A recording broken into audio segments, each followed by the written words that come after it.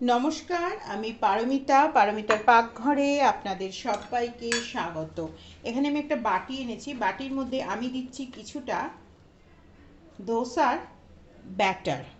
দেখুন, এটা হচ্ছে এটা আমি যেটা দিচ্ছি এটা হচ্ছে একটা রেডি ব্যাটার।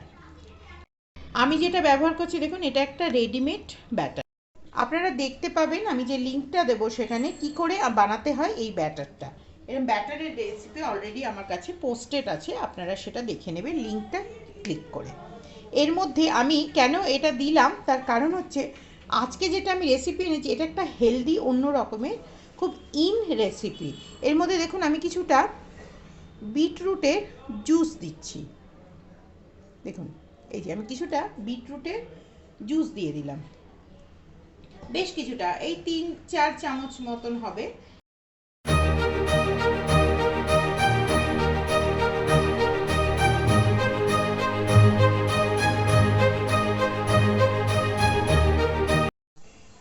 প্রথমে আমি তাওয়াটা প্রস্তুত করে নিচ্ছি। প্রথমে ধোসার কিন্তু তাওয়াটা প্রস্তুত করা একটা খুব বড় ব্যাপার।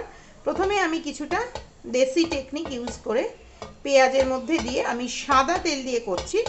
আপনারা চাইলে কিন্তু এর মধ্যে একটু বাটারও দিতে পারেন।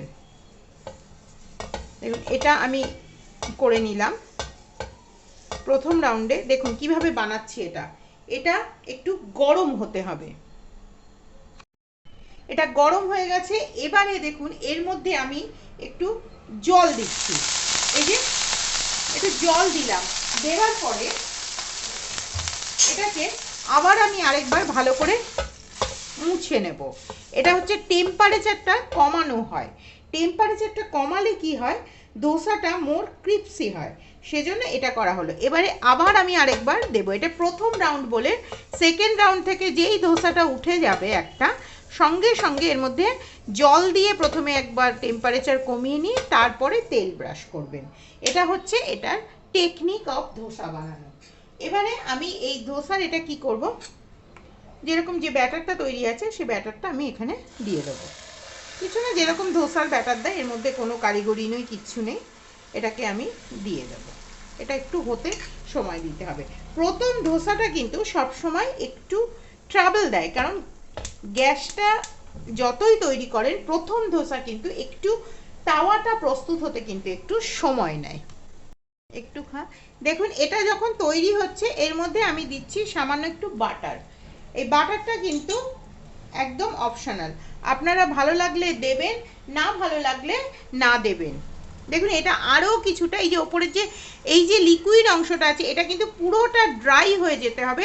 যতক্ষণ না হচ্ছে ততক্ষণ বুঝবেন ধোসাটা কিন্তু তৈরি হয়নি। দেখুন, এইটা হয়ে গেল। এবারে আমি এটাকে আস্তে আস্তে যেরকমভাবে ওল্টাই, ঠিক সেরকমভাবে দেখুন এটা আমি দেখুন একটা পারফেক্ট কি সুন্দর কালার এসেছে।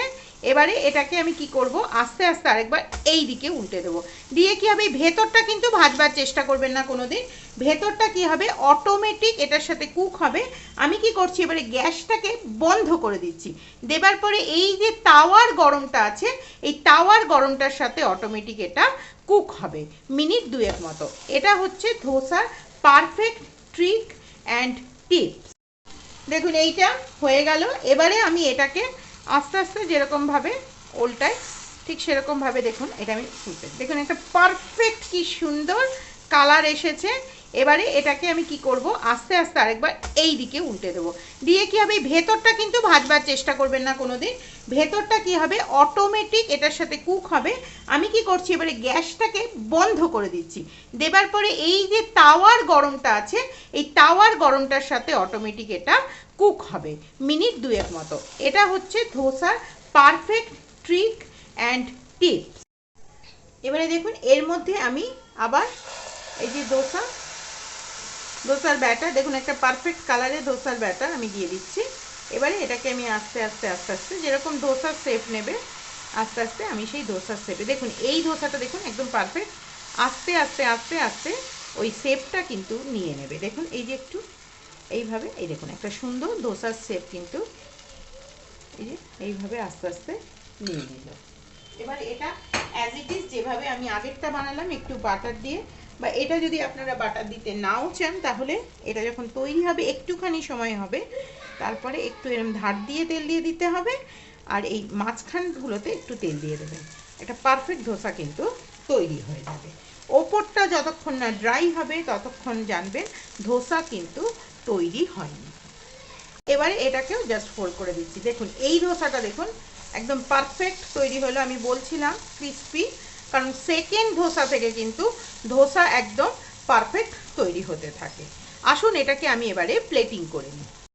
এই যে ধোসা আমি প্লেটিং করে নিয়েছি, এর সাথে আমি দিচ্ছি নর্মাল কোকোনাট চাটনি। আপনারা এর সাথে চাইলে গ্রিন চাটনি, রেড চাটনি, যেগুলো সব আমার চ্যানেলে দেওয়া আছে, আমি লিঙ্কে দিয়ে দেবো, সাম্বার ইত্যাদি দিয়ে খেতে পারেন। কিন্তু এটা আমার মনে হয়েছে এটা সব থেকে সুস্বাদু লাগে নর্মাল কোকোনাটের যে চাটনিটা হয় সেই চাটনিটা দিয়ে।